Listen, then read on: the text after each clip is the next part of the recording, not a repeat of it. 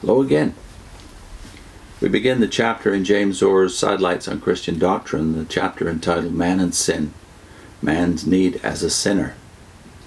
If man was made in the image of God, and originally bore his Creator's moral likeness, very plainly he is not in that state now. That image is broken, defaced, defiled. Its elements may be there in man's rational and moral constitution, but it has lost its character of actual moral resemblance. The gold has become dim, the fine gold is changed.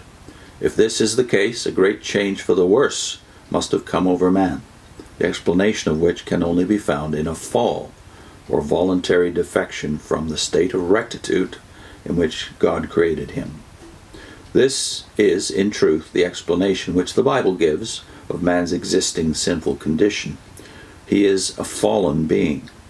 Sin is a fact of universal experience, and if there were not this story of the fall of man in the beginning of the Bible, we should, for the explanation of our own experience and the world's condition, require to postulate such a story and put it at the beginning of the Bible for ourselves. So we may be glad that it is there. It stands at the commencement and furnishes the key to that moral condition of man on which the whole doctrine of salvation is built. Without it, man's sin would remain an unsolved riddle. Before looking at the origin of sin, it is well to look carefully at its nature and make sure that we have a clear idea of what sin is. Sin, we discover, in the Bible sense, is that which absolutely ought not to be in God's world. This cuts the Bible clear away at the outset from all those theories which make sin a necessary result of man's nature and moral development, an inevitable stage in his progress. The necessity may be metaphysical, or it may be evolutionary, as when man is represented as starting off from a brute condition, but in any form it is a contradiction of the true idea of sin. Sin is that which ought not to be at all. It is, throughout the Bible, a volitional and catastrophic character. It is the tragedy of the universe, a departure from the normal in the history of the race, something against which the Holy God must from eternity to eternity declare himself in wrath and judgment. It is the abominable thing that God hates, according to Jeremiah 44 verse 4. That is the idea of sin which pervades all Scripture. If we inquire further into the principle or essence of this evil thing, sin, we can best understand it by its contrast to the good. The principle of good willing is love to God. Thou shalt love the Lord thy God with all thy heart, with all thy soul, with all thy mind. This is the great and first commandment. Matthew 22 verses 37 and 38. Acts springing from this principle are godly, and these only, in the estimate of God, are good. Sin, as contrast to this, consists essentially in the rejection or throwing off of the authority of God, and the taking into the will of a principle which is the opposite of this, the principle of self-will, of life for self, or as we may express it, of egoism. Sin is simply the choice of the world instead of God.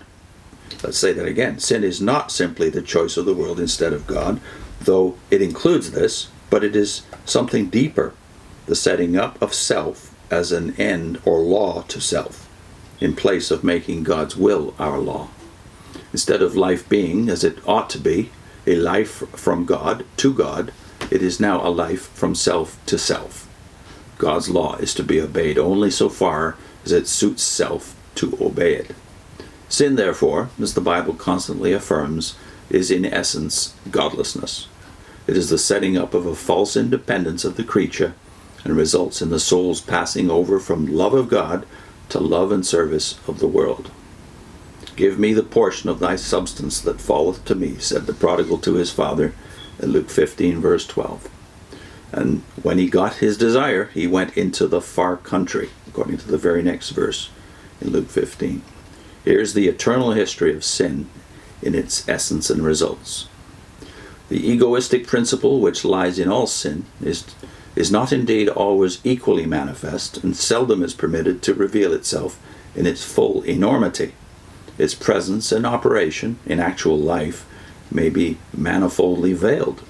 There are checks and forces of many kinds in nature and society, the action of conscience, restraints of public opinion, force of custom, considerations of prudence, influences of the Spirit of God, which counteract its working and hinder its visible manifestation, which therefore hide from the subject of it and from the onlooker its real character and heinousness.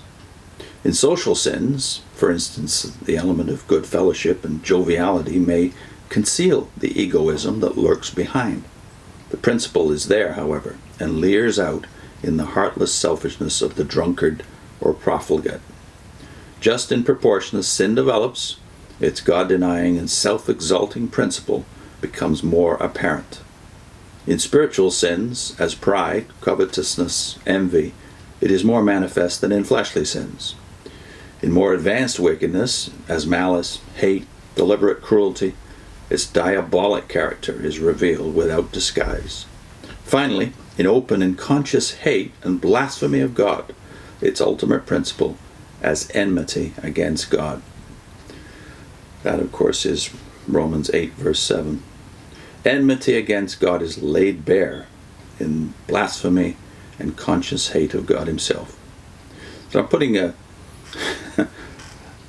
good news. The antidote for sin, at least for Christians, J.C. Ryle's book on holiness is one of the classics. So I'll put that up on your screen. The very first video we did was on that subject. What do we do about sin if we don't have God's organization to guide us? So it was aimed, of course, at ex-Jehovah's Witnesses and Jehovah's Witnesses who think you can't do anything about sin without an organization on earth to both guide you and protect you.